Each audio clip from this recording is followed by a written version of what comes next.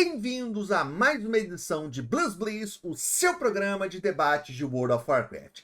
E galera, o vídeo de hoje é super especial, porque eu tenho certeza que é um dos assuntos mais esperados, mais comentados e mais aguardado por todos os jogadores de World of Warcraft.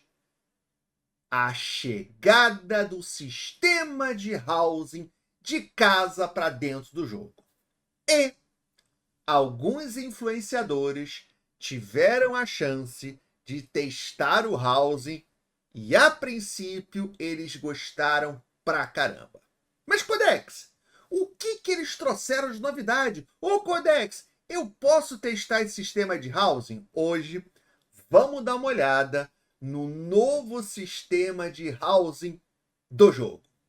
Mas antes, uma pequena palavra aos nossos parceiros que ajudam a gente a trazer esse conteúdo aqui para vocês. E hoje eu quero falar sobre a Kaspersky. A Kaspersky é a líder mundial de proteção dos computadores. É uma empresa que protege o seu computador e o seu celular de todo tipo de ameaça. E a Kaspersky não é só um antivírus, ela é um antivírus, um anti-malware, proteção de privacidade e proteção bancária, tudo isso no mesmo programa, tudo isso na mesma conta. E você pode ter a mesma proteção que governos e as maiores empresas do mundo por menos de R$ 4 por mês. Você estou direito, menos de R$ 4 por mês. O que você vai ter que fazer?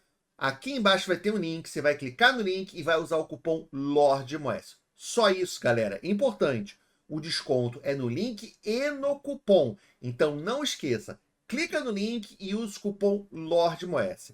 Muito obrigado para todo mundo que está usando e muito obrigado para todo mundo que vai usar. O que aconteceu, galera? Que novidades são essas do House? Tá? Para quem não está sabendo, a Blizzard ela já está trabalhando num sistema de housing, um sistema de casas, para a próxima expansão do jogo Midnight. O housing ele vai ser lançado antes de Midnight, segundo a Blizzard, ainda esse ano a gente já vai ter a primeira versão do sistema de housing, enquanto a expansão vai ser lançada apenas ano que vem. E é claro que os jogadores estão muito empolgados, estão muito entusiasmados, porque o único sistema dos MMOs tradicionais que o World of Warcraft ainda não tinha era o housing, né? E a Blizzard ela vem soltando várias postagens da filosofia do que a gente pode esperar do housing, né? E a princípio a gente vai ter um housing muito customizável. Porque você tem basicamente dois sistemas de houses quando você olha para os MMOs. Você tem um sistema mais limitado, em que a casa já é pré-configurada e você coloca os móveis. Basicamente, você muda os móveis, os troféus, e você tem um sistema totalmente livre, como é do Final Fantasy XIV, do Wildstar. E a Blizzard, ela está indo para esse sistema. Até aí tudo bem. Mas, no final de semana passado, aconteceu a PAX, que é um dos maiores eventos de videogames lá na Europa, e alguns influenciadores foram até a PAX, se bem que eu acho que essa foi a PAX Boston, não importa. Foram convidados pela Blizzard, porque lá na PAX a Blizzard mostrou mais um sistema de house e eles puderam até criar a sua própria casa, tá? E para isso eu decidi trazer aqui um vídeo para vocês do Preacher, que foi para Boston, que testou e está trazendo as primeiras impressões dele do sistema de housing, tá? Vários outros influenciadores também testaram o sistema de housing, mas eu, particularmente, eu gosto bastante do Preacher e eu acho que ele é imparcial. Porque tem muito influenciador que a gente sabe que quando vai testar uma coisa para Blizzard, só fala coisas positivas, só fala as melhores coisas possíveis e não dá para a gente ter uma análise verdadeira se o sistema é bom ou ruim. O Preacher não, tá? Então, sem mais delongas, vamos dar uma olhada. Infelizmente, o vídeo está em inglês, mas tem aquelas legendas bonitinhas aqui embaixo. Vamos lá, galera. The message was clear at my event with Blizzard this weekend. Housing is here to stay. They have been working on this for a really long time, and it is way, way better than you think it's gonna be. Let's get into this. I'm going to quick fire a ton of stuff at you because I got to see a hell of a lot, but I want to preface this very quickly, so indulge me for 1 minute. This thing that I went to with Blizzard is not the usual thing we get to do. This was not a marketing thing. We weren't allowed to record. We did do some interviews, but a lot of it can't be used because the devs were very open about where the future and stuff is going, and we can't share that information, so we will have our interview on our other channel as much as we can possibly show you. This whole purpose was that PAX was going on in Boston. They were having the WoW 30th anniversary event, and they just asked, can some of you hang out for an extra day in order to come and check this? You just happen to be in town, so please come and check out this thing. That was the whole purpose of it. It was off the books in terms of like being a big meeting. Então, na verdade, a Blizzard aproveitou que estava tendo a PAX em Boston, e na mesma semana ela fez o evento de aniversário lá em Boston e mostrou para alguns influenciadores. Podia ter feito com a gente aqui no Brasil, né? Event. It was nothing to do with that, and it was dedicated to genuine proper feedback. In fact, only a couple of the people who went to this thing are pure dedicated WoW players. What they did do, though, was invite a bunch of people who have dealt with housing in other games. They had some very Final Fantasy 14 focused people. Everybody was there. Caralho, que legal! A Blizzard convidou influenciadores do Final Fantasy 14 para dar feedback. Se bem que a Zepla também jogou. Para dar feedback no sistema de housing, para pegar as coisas boas do sistema de housing do Final Fantasy 14. Cara, a Blizzard tá ficando inteligente, hein? Você tá ficando inteligente, hein, Blizzard? Boa ideia. For a specific reason. Sabe por quê? Brincadeiras à parte. Não adianta você chamar o Taliesin, que, porra, qualquer coisa, se mostrar um cocô, caraca, que house bonito, que cocô lindo, eu sempre quis morar dentro de um cocô. Não adianta, você tem que trazer pessoas que vão dizer, isso aqui tá bom, isso aqui tá uma bosta, né? If you don't know, because you only followed me for WoW stuff, I have held the the message is clear from me. Because you only followed me for WoW stuff, I have held the largest Final Fantasy 14 housing events in the game over the last couple of years. So that's why I was there, to talk about the kind of events and things we can do. Everybody else had their own purpose. And we sat down and we talked with individual devs, the whole team who's working out of their Boston office, who's been working on housing. We had like a UI dedicated person there who wanted negative feedback. They were very open of like, we get the praise. We want to hear where the problems are, where we can improve it, what things you've dealt with in other games, all that kind of thing. This is the focus. WoW is going very classic here in terms of Blizzard. They have looked at everything, and they're not shy about it either. They have looked at Valheim, Stardew Valley, they've looked at Final Fantasy 14, they've looked at WildStar, they've looked at Path of Exile, they've looked at all these games, and they found what they like about it, and then they've made it better. I'm just going to say it. They've made it better. And that's where Blizzard got its name from. They looked at what other games were doing. They like it. It's good. How do we take all that and then we make our own version, which is superior? And that is exactly what they've done. O que ele falou aqui é uma verdade absoluta que os jogadores mais novos não sabem, né? A Blizzard, ela nunca se caracterizou, ela nunca... O sucesso da Blizzard não foi por criar novas ideias, criar novos gêneros, inventar. O sucesso da Blizzard sempre foi olhar o que o concorrente fazia, pegar o que o concorrente fazia e melhorar. Sempre foi isso. World of Warcraft melhorou EverQuest. O Diablo melhorou os action RPGs que já existiam. StarCraft melhorou os RTS que já existiam. Sempre foi assim a Blizzard. It's very classic 2004 to 2010 Blizzard, where they were so far ahead they were just making their own stuff and it didn't quite work out in some cases. So with that said, I'm just going to quick fire through some stuff for you to get your answers out there, all right? I'm doing this in a nice numbered list for you guys. Number 1, these houses are like the TARDIS. For non-Doctor Who fans, that means that the outside of the house, which is something you can decorate, does not equate to what is inside of the house. If you want a Você pode decorar o lado de fora. Isso aqui é importante, que eu imaginava que a gente ia poder decorar o lado de fora, mas nunca tinha sido confirmado isso. One-room entryway with a sprawling vast church on the second floor, and then you want your third floor to turn into a 5-story tower jumping puzzle, you can do that. You can do whatever the hell you want with the shape, the rooms, it doesn't matter. Opa! É o primeiro vídeo que a gente tem no sistema de housing. É o primeiro vídeo... Não, primeiro vídeo não, ela tinha mostrado os vídeos curtinhos. Mas, então o que ele tá falando é que você pode fazer vários andares na casa e pode botar um jumping puzzle. You want to build a giant room? Go ahead and do that. They come in like these preset things and you can just attach them to the side. Just have a button say, add another room. What do you want this to be? Do you want this to be a clock tower? Do you want it to be a double high, massive empty box? Do you want it to be a giant wide open octagon space? go ahead, just clap it on. It doesn't matter what's beneath it in any way so far. The limitation is really, are the rooms accessible? You can't just make a floating room off in the middle of nowhere that no one can get to. That you can't do. But do you want to make a giant mega jumping puzzle?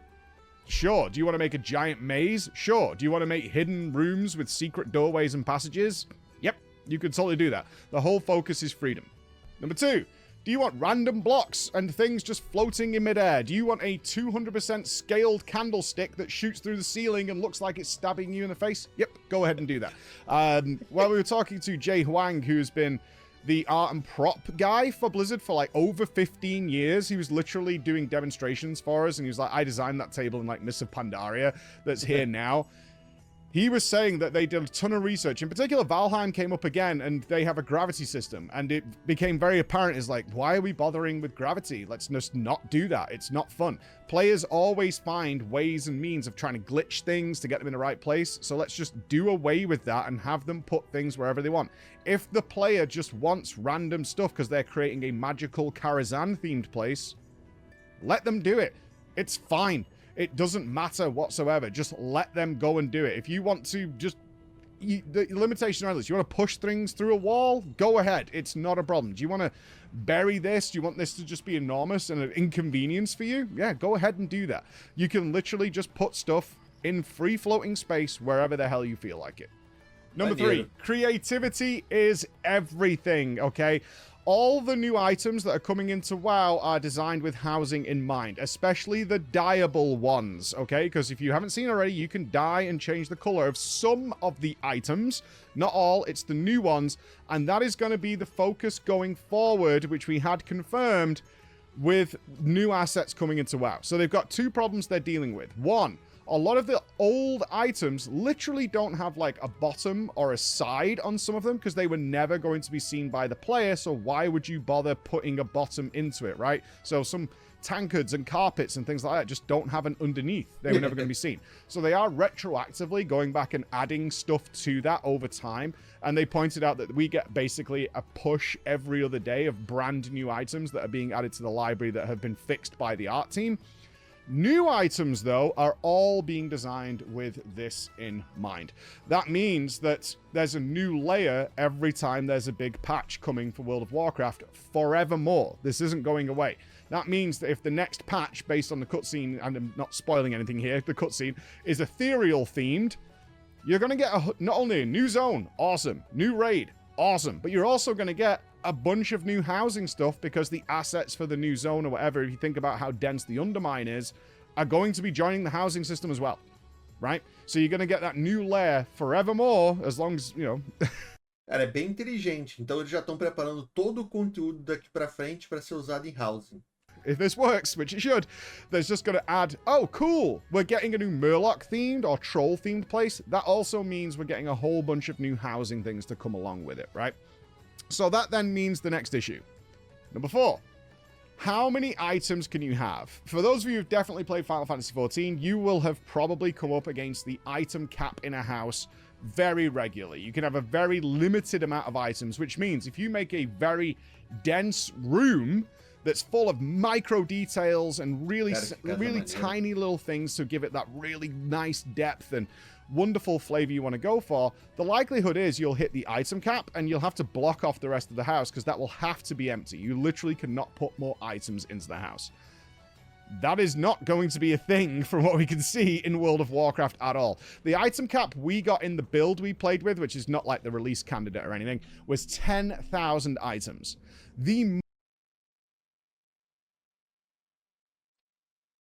Uou!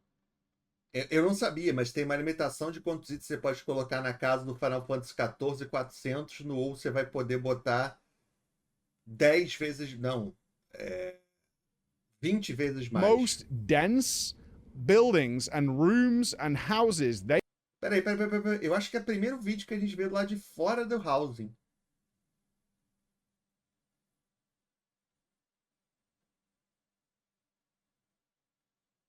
Bem bonitinha.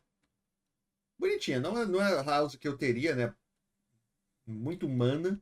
They have created internally, which involves, if all the marketing you've seen for housing is one house that Jay built, It's one house. All the shots you've seen of different themes, restaurants, all that kind of stuff is just one house. They have not gone past 2,000 items.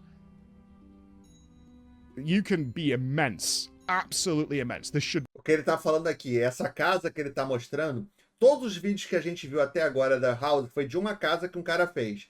E essa casa tem 2 mil really itens. be a thing. Now, isso é, tem 5 vezes mais itens do que o máximo que uma casa do Final Fantasy XIV pode colocar. Os caras estão querendo pegar os jogadores do Final Fantasy XIV. Será que depois vão conseguir? Having said that, there is a caveat to it. Everything we were able to build in our build meant that one item took up 1 slot of the 10,000. Perguntaram aqui na live uma coisa interessante que acho que é dúvida, né? Rapidamente. BRL, não, você não precisa fazer Dragonflight para jogar What If, mas já falaram se vai ser instanciado, vai ser no mapa? Vai ser instanciado, vai ser por blocos. Só que o diferencial, porque o Final Fantasy... Vocês estão vendo que eles estão pegando muito das ideias do Final Fantasy XIV, que o pessoal adora o House lá, né? Só que eles estão indo além.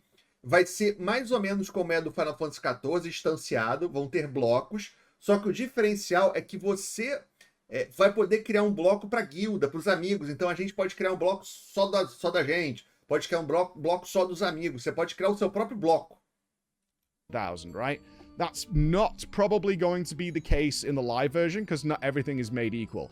If you want to put a 200-foot rotating giant windmill in your building, which you can do right now, we did that, that will maybe take 5 slots, right? Whereas an undermined goblin pointing arrow that you attach to a wall will be 1. So they will vary that a little bit, but generally speaking, items will not be a limitation in doing this. Number 5, how hard is it to use? It is stupidly easy to use. Like, to the point where the easy mode we didn't use because we defaulted to the advanced mode more than anything because we were rubbish with using the easy mode, which they came around and were like, everything you're trying to do right now in advanced mode, you could do very easily in the easy mode because you have snap mode where it will just like clip to things, and if you say put segments of a floor together to make a fountain area, it will go, oh, you're making a circle, we'll just clip it together, or you can detach it or whatever, so you can move the whole thing if you put several things together. You then have freeform mode, so you can just rotate it using the mouse wheel or whatever. You can do whatever you want to do. And then you have the advanced mode where you can change the shape, size of it, and individual rotations and spin it and do all kinds of things. You can actually do that with the easy mode. It's just that we were rubbish with that, and we just defaulted to the advanced mode, which was still really easy to use. That is totally fine. It's very, very simple to use. They've done a great job here. I was actually really surprised. There are some limitations based on the feedback we gave, which is going to be added to the game. Like, I want to make sure you understand that everything I'm talking to you about now has been directly fed back to them, and they're fully aware of it. So, such things as a quick bar. If you're building, like Draknos built this very intense maze to get lost in, you're probably going to be using one piece of wall many, many times. So a hotbar to put that on so I can just click that hotbar and keep going, because you can keybind everything that you're doing here, which is great. I rebound all my keys to housing very quickly, and it worked out super well. Is you probably want that on a hotbar and a favorites list. That's all coming into the game. One thing that is missing right now that they're working on is a history mode. I'll talk more about that later in the limitations. But generally speaking, cloning is more difficult. So if you make... Let's say you make a very custom thing. So one example, I made this view through a window, which is a very common thing to do in housing, where I took a piece of wall, I then like scaled it to a certain way to get a piece of the wall, and then I buried that wall into the floor so that I could create this window outlet that was the right size for my character. All that kind of stuff took very specific measurements. I can't then clone that piece to say I want the window to be twice as wide. So I want to clone that and do it again. That's a limitation they're working on. And a history mode to go back through various changes that you made. They want to check it. So that is a technical issue that they're trying to resolve for that. But at the same time, it's not a mega inconvenience because all the information is given to you very easily. All the degrees are listed numerically, so you can just easily copy them, as well as the scaling numbers. So it's a minor inconvenience, nice to have for those kinds of things that you want to have. Number 6 then, performance. You're probably worried about performance, right? Fine. like actually really, really fine. You've got to think about it. This is actually not going, it's no different than a building in WoW without the rest of the outside world loaded either. There's a lot of things in there. I will say, I'm not going to mention any names. Some people did try to crash it by filling the 10,000 slots and didn't manage it. They've tried. They tried to lag it by making the most ridiculous things you could possibly imagine. Let's put it this way. If your game runs okay in the open world, you're going to be absolutely fine. And if you want to try, I have no doubt somebody will be able to lag this game out. Of course they will. Or create some sort of glitchy issue within this. But it's going to be an uphill battle that you're going to be trying to force to happen, right? That's going to be the thing that's going to happen there. Okay, those are the general things outside of what you've seen in announcements. Obviously, I'm looking at this with you have some preface knowledge. So at the beginning of my day, within the first hour when the devs were hanging out with us, I was like, you've opened this, the word of the thing I said was, this is Pandora's box. And that then became like the word of the day. It's Pandora's box. There's already way more creativity and freedom than I expected from the first version of housing. And the problem you have now, which I think we all ran into, is you start having really grand ideas about things that you want that aren't there yet. Like ridiculous things. Because you have this whole massive template in front of you and you want to fulfill more insanity. You just want more and more things to do with it. Like, I want mega spotlights to create crazy shadows and things. And they're like, yep, that's coming. We're totally working on that. And now I want, like, tailored music. Can I get music to, like, be in this zone of the room? And then the music shifts here so I can almost tell a story, because I can predict this, like, horror-themed place where I want somebody to see something in a corridor and then the music shifts. And they're like, yep, we're working on that. Porra, tu vai poder então botar música diferente para cada sala, iluminação. All those kind of things, but that's their issue they're going to run into. So I'm going to move into limitations and things now. Again, to reiterate, everything I'm about to tell you, we have already fed back to the devs, and they're aware of it, and they're looking at it. And be under no illusion, everything I'm talking about right now is one of like infinite avenues that Blizzard now has to explore over the next 10 years. So number one, import export. All right. Let's face facts. Most of us, especially me, are not creative geniuses when it comes to housing. And actually just creating... I don't have the patience to do the minute detail. But there are those people out there, and this opens a whole new avenue for super users and truly amazing creative people to build. Só para explicar aqui para quem não joga Final Fantasy XIV e jogos que tem esse sistema de housing, nesses jogos o que acontece muito é você ter pessoas que são especialistas, né, no sistema, que eles fazem um projeto, é um arquiteto do jogo, o cara faz o projeto para você e você compra o projeto dele por gold, né? E às vezes você pode comprar até todo o material logo com o cara, porque você sabe, você tem uma ideia, mas você não tem o tempo, não tem a paciência, não tem a expertise, ou também não tem a criatividade para fazer uma casa legal. Então você pede, eu quero fazer a minha casa, quero que seja um castelo. O cara vai fazer o projeto, né? Você vai pagar para ele, ele vai te passar o projeto com os materiais ou não, e pronto, seria o sistema de import e export, né? Ou você copiar de alguém também, né? Wonderful, wonderful things. Now, here's the issue you run into, and this occurs if you're not aware of, or you've not played a game with housing before. This is actually a genuine thing. Is you're opening the possibility of account sharing because you want those people to come and do your house. Hell, we do this not with account sharing, is we commission people and they build things in properties they have access to for us, be that for the Race to World First, if we're doing an FF14 Race to World First, or for our parties and themed parties that we want to do. We have commissioned artists who go out and create these properties for us, and they're phenomenal, right? These builders are absolutely phenomenal. Similar to what we have already in WoW with loadouts and talents and things, import-export is a massive deal for me. One, you want to curb any possibility of account sharing whatsoever, or you want to be able to give moderation rights to another player to say, like, you are the server's... S-Fand actually had a really good point here. It's like, when in Classic, somebody gets the recipe of, say, Lionheart Helm, that's the Lionheart Helm guy, and you want to speak to that guy and get them involved. That is going to happen with housing with these very creative people and gives a whole new lease on life for the game. Is you want them to either be able to come in and work on your property, right? Or you want creators, new, fresh YouTubers and streamers and things who build these magnificent things and are then able to upload it and share it so that you're curbing that. And also people can have wonderful, glorious houses that they just not are creatively inclined or have the patience all the time to invest in and to share in what those guys create. So that would be a huge plus. If you've ever played Path of Exile, you'll know this is a huge thing. People create these wonderful and also, you know, outlandish housing arts to do things with. 2, longevity. This is a big concern of mine. Dead neighborhoods are a very real thing, especially in FF14. Everybody wants a house. Everybody can get a house, and wow, it's far easier than ever to get a house. Everybody has access to one. And then the internals of the house are completely untouched. They have the house, they have their plots, and then they don't do anything with it. An enormous percentage of houses are just bare empty inside. Now, this is where the neighborhoods are going to come in, because you'll know how it feels, right?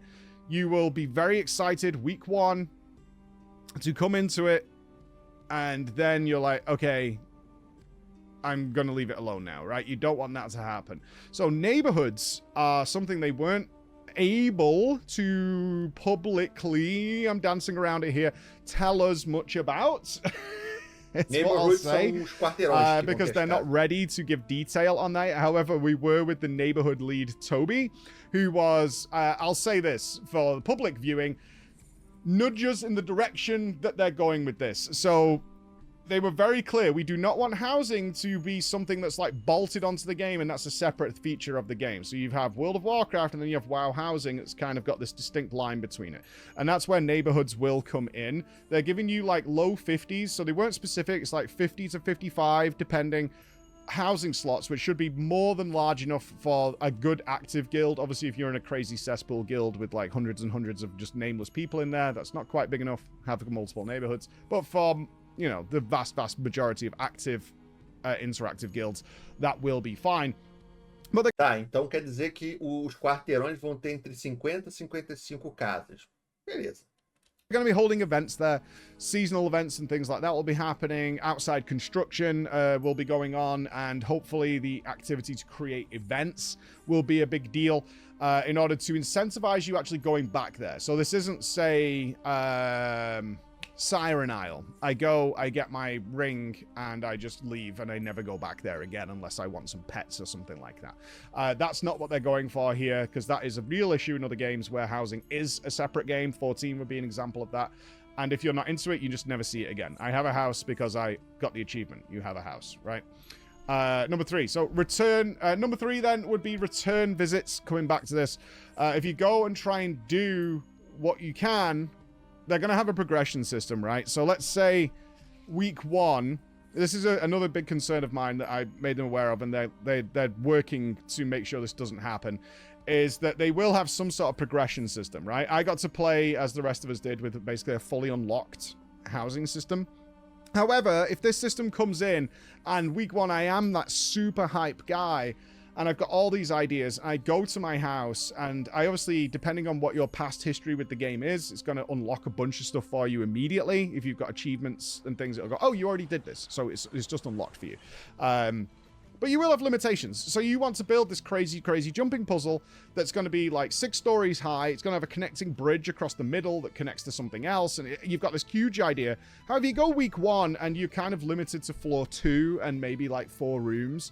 And you're like, oh, okay. And it's not until you get to like progression track 5 to get more things. But by the time you hit that, you've kind of lost interest. That excitement has dwindled away. And you just can't be bothered, right? It's kind of just fallen into, oh, okay, well, I've unlocked it. I'll go and check that weekend maybe, or anything like that. That is a real problem that I don't want them to run into. People should be able to do some pretty amazing things day 1. I think that's a vital part of this. They're aware of it. They're going to do stuff to incentivize you there. I want to be clear on this, though. If you don't want to engage with housing, they were very clear on this. Eu não tô entendendo o que ele tá falando. Que ele tá falando assim, pô, eu não quero que o sistema tenha uma progressão, que na primeira semana você só pode fazer X ou só pode fazer Y, aí você tem que deixar passar mais um tempo, que aí vai liberar o 3º andar para você, o 4º andar. Só que da maneira como ele tá falando, é tipo, o sistema tá assim e ele levantou que isso seria um problema. Pô, pelo que a gente conhece da Blizzard, eu consigo ver muito bem ela colocando essa limitação idiota, tipo, sistema de progressão no House. Ah, você precisa de 10 mil pontos para você liberar o segundo andar. Cara, uma coisa é você ter que fazer a conquista, você tem que matar o Galho X para poder colocar a cadeira do Galho X na sua casa. Porra, tem lógica, faz sentido. Outra coisa, não. Você precisa jogar uma semana, 2 semanas para liberar o segundo andar. Se for assim, é idiota. Mas é aquele tipo de idiota que a Blizzard adora fazer, né? O time gated, né? Tomara que não seja isso, porque vai totalmente contra o sistema de housing. Você faz um sistema de housing totalmente aberto, totalmente livre, que você pode fazer o que você quiser, mas tem limitação que só pode fazer por semana. Aí é estúpido. Só que a Then you Blizzard don't adora have fazer essas to, coisas estúpidas. right? They want to incentivize you going back and investigating your neighborhoods and going seeing it, so it's not unfamiliar, it's not a forgotten part of the game. This is evergreen. This is something that's going to be here forevermore. But if you were like, I hate housing, sure, that's fine. That's your prerogative. Then you won't have to deal with it in any way, so they're not going to tie it to anything. Number 4. Utility. Oh my god. There were a couple of, I'm not mentioning names, but a couple of young creators there who were not there during the Garrison days. I was really lucky in the, I don't know if they're releasing any of the pictures because they took a lot of us during these round. We literally had a big bunch of chairs in a circle where we were all shooting back and forth. I was sat next to Paul Cubitt. That name might not mean anything to you, but it should. Paul's been there forever. I interviewed him back when I went to visit the campus. This guy is a creative genius, responsible for a lot of cool things in World of Warcraft. And some of the younger creators who were there were like, what about utility? What can we have, like an auction house? Can we have? And I was like, oh no, it's happening again. No. I turned to Paul and I went, the sins of the father. And he looked at me and he went, and they it was nice to see the devs were like, look, we're not saying no. And I will give massive shouts here to Zeppler, a big FF14 creator, who was very clear on a good suggestion that the devs were like, that's a really good idea. So the idea of mining and herbing came up because wouldn't it make sense that the neighborhood has like a garden that can get the herbs and things like that? And I was like, oh no, oh no, oh no. It's Estão transformando na guarnição. happening all over again. But then we had good suggestions like, well, what if there is gardens and things, but the things you're growing there are actually to unlock housing things? That makes total sense. That is totally fine, because what we can do here is add in... Porque, só para explicar até, porque como ele mesmo falou, né? Quem estava dando sugestões de utilidade eram muitos criadores mais novos que não passaram pela guarnição. Um dos problemas da guarnição... A guarnição teve vários problemas, né? O primeiro porque a versão que a Blizzard queria e que ela mostrou pra gente nunca foi implementada. Como tudo, o Lords of Draenor foi cortado pela metade. Beleza. Segundo, foi uma tentativa de housing, só que completamente limitada. Housing é customização, é liberdade para o criador fazer o que ele quiser. Uma housing limitada não é housing. E a guarnição era totalmente limitada. Terceiro, obrigação. A Blizzard, ela tem muito medo do jogador. E quando eu falo medo do jogador, ela tem medo que o jogador não faça o conteúdo. Que ela crie o conteúdo, gaste tempo fazendo conteúdo, mas o jogador não joga aquele conteúdo. Então, o que normalmente a Blizzard faz? Ela cria um sistema para obrigar o jogador a jogar aquele conteúdo. Obrigar entre aspas, né? Torgás. A única maneira de você pegar os itens para você fazer o seu lendário é Torgás. Expedição Insular. A melhor maneira de você conseguir a Zerita é a Expedição Insular. Você é obrigado a fazer? Não. Só que, se você não fizer, você vai ficar para trás. E qual que é o problema? Isso faz com que aqueles jogadores que não queriam fazer aquele sistema façam e eles odeiem ainda mais o sistema. E faz aqueles jogadores que até queriam jogar aquele sistema ficar com uma sensação ruim porque eles queriam fazer uma vez por mês, só que são obrigados a fazer toda semana, senão eles ficam para trás, né? Então, sempre que ela coloca um tipo de obrigação para você fazer o sistema, nunca funciona bem, né? E se ela coloca minério, ervas no housing, como tinha na guarnição, o jogador ele vai ser obrigado a fazer, porque senão ele vai ficar para trás. sabe? Ele não vai conseguir tantas ervas quanto os outros jogadores, não vai conseguir tantos minérios, né? Esse que é o problema. Profession items, where there are specialists who can build very specific items, and that uses like the neighborhood system and all that kind of stuff to create those things, which other people might not engage with, and then be able to commission, you know, things to go in the auction house and things like that in the cities. They may have, they didn't say no to everything. Like, it does make sense that there's some sort of mailbox or something like that available in the neighborhoods. That fits, but they're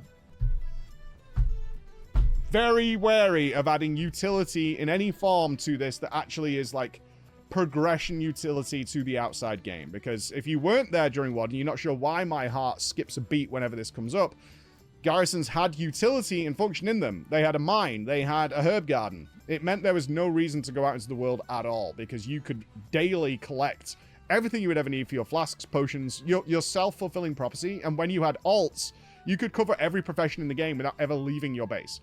And it was instant stuff. It just killed the world. Like, you don't want that at all. Next one is acceptance of this. This is going to be an interesting journey for WoW players. Roleplay in particular. Again, this is why Pandora's box kept coming up. Roleplay has been looked down upon by a lot of WoW players, despite the fact that roleplay servers are a huge thing. And roleplay has existed forever in World of Warcraft, right? And I know from... Isso aqui é uma festa, tá? No Final Fantasy XIV é muito comum acontecer isso. As pessoas vão pro... Tem, literalmente, no final de semana, tem umas casas que tem festa que as pessoas vão lá se divertir. Ah, mas isso não é o verdadeiro WoW. WoW é só matar boys. Beleza.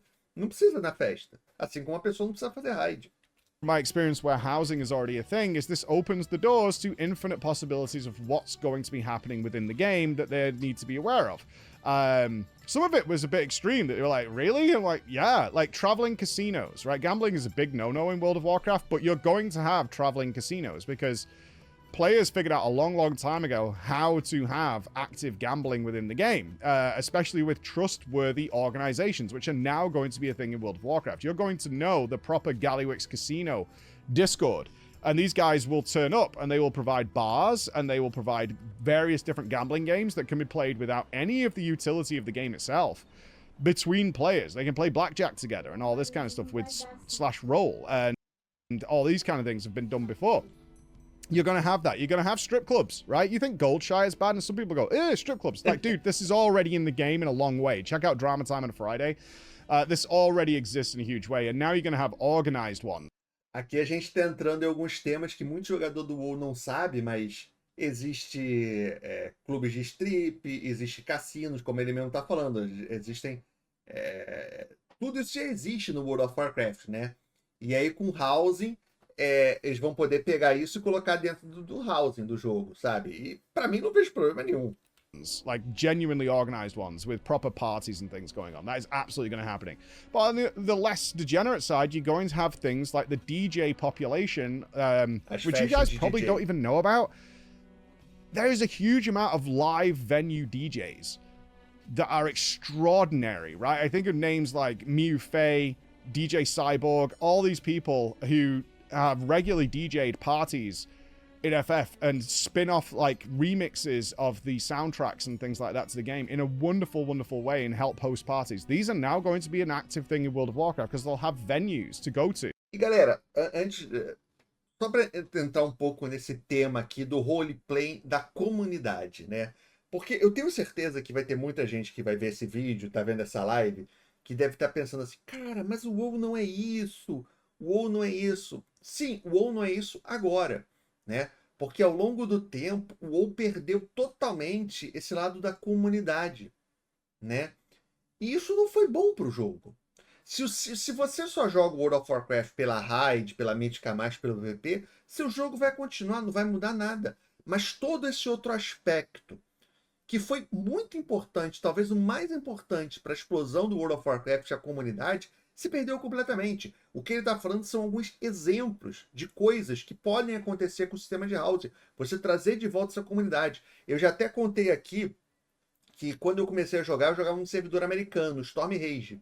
Tinha um cara, aí eu jogava de aliança, tinha um cara que todo final de semana ele fazia campeonato de quiz no chat, do trade, sacou? Ele tinha um addon, que ele fazia uma pergunta sobre World of Warcraft, a primeira pessoa que respondesse certo, automaticamente contava e ele dava um prêmio. O cara passava o final de semana fazendo quiz, sabe? Ah, mas que besteira. O cara tava se divertindo, as pessoas se divertiam, era legal. Essas coisas que se perderam no jogo.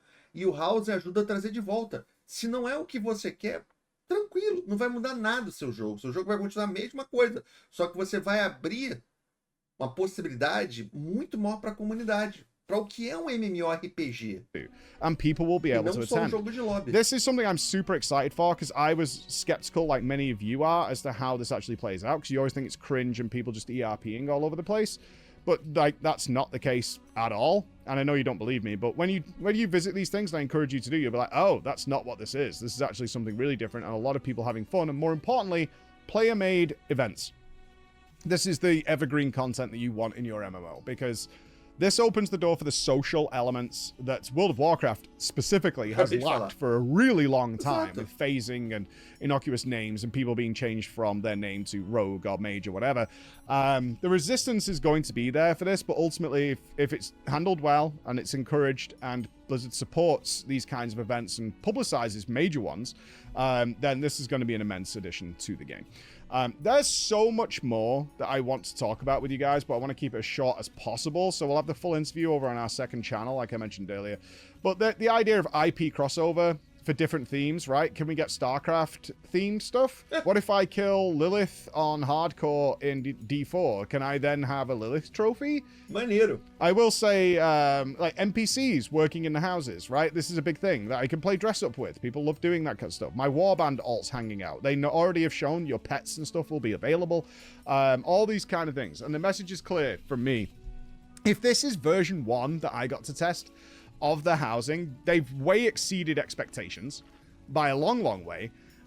It was really nice that they stopped a lot of the feedback to say, this is great, all the positive. We want the negative. Where are you running into issues? And we gave a lot, especially on like UI interactions, search criteria, all this kind of stuff. We really looked at everything.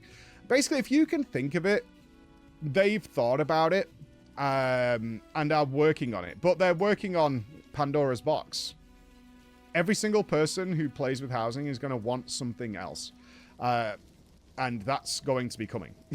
It's going to take time. This is years and years of work. But for a starting point, how they kept this a secret for as... I now know how long they've been working on this. How in the hell they kept this secret, I don't know. But it's pretty exciting. It's really cool. So there you go. Eu sei como é que mantiveram os segredos. Não falaram pra Blizzard China, porque tudo que é vazamento vem da Blizzard China. Questions, you can find me on Twitch, and I'll answer whatever I can, because by the time you see this, the embargo's lifted. Hey! Alright, bye guys. Então, galera, vamos lá. Que eu achei do que ele falou? Basicamente, cada vez que eles falam do House, eu fico mais animado. Cada vez que eles tratam de House, eu fico mais animado, eu fico mais empolgado, porque eles estão realmente querendo fazer um sistema aberto, com o mínimo de limitações possíveis, né, que deixar o jogador usar a criatividade. E o Housing é isso. O Housing, ele existe para ser isso, para ser um local de criatividade, para ser um local de comunidade, para ser um local de diversão, né? E tirar um pouco do gameplay, quando eu falo gameplay, porque tudo é gameplay, né? Batalha de mascote é gameplay. PVP é gameplay, caso leilão é gameplay, tudo é gameplay. Mas quando a gente fala de gameplay de hoje, está falando mais de combate, né? Seria combate, né? Tudo não é combate, é luta, né? E não precisa abandonar esse lado tá bem, faz sucesso. Agora, cadê o outro lado que fez o WoW ser essa explosão, que faz outros jogos terem tanto sucesso? Porque do lado do combate, a Blizzard acerta. Ela pode errar num patch, aí acerta mais no outro, mas ela faz um bom trabalho. Agora, esse outro lado da comunidade, do social, é que ela tá pecando. E com esse sistema de housing, ela vai conseguir. Cara, fiquei muito empolgado. Gostei pra caramba do que foi apresentado, né? Basicamente, a gente não teve muita novidade do sistema de housing. O que a gente teve mais é de que eles estão escutando a comunidade e estão tentando... Primeiro, novidades. É totalmente aberto, né? Você pode fazer o que você quiser, sem limitações, né? Vai ter uma quantidade máxima de itens dentro da casa, mas é um negócio tão absurdo que é difícil você conseguir tudo. Você vai poder customizar do lado de fora, você vai poder fazer 2, 3 andares, você pode fazer uma casa, um jumping puzzle, você pode fazer uma casa, o que você quiser, né? Que me deixa muito contente. e é deixar o jogador usar sua criatividade para ter o melhor sistema de house possível. Até agora, a Blizzard, para mim, está acertando tudo no housing, vai ser uma ótima adição para o jogo se ela continuar com essa filosofia. Estou muito satisfeito, estou muito empolgado, eu quero testar o housing, tá? É isso. Para terminar, eu quero saber a opinião de vocês, tá? O que vocês acharam de tudo que ela trouxe, tudo que ela falou do housing e qual a expectativa de vocês em relação ao housing? Vocês estão empolgados com o sistema? Vocês não estão empolgados? Vocês estão na expectativa? Qual é a expectativa de vocês em relação ao sistema de housing? Escreva aqui embaixo, deixe um comentário, porque a sua opinião é mais importante aqui no canal. Deixe um comentário, vocês estão aqui embaixo, sua opinião sobre o assunto, Codex. Muito obrigado por assistir.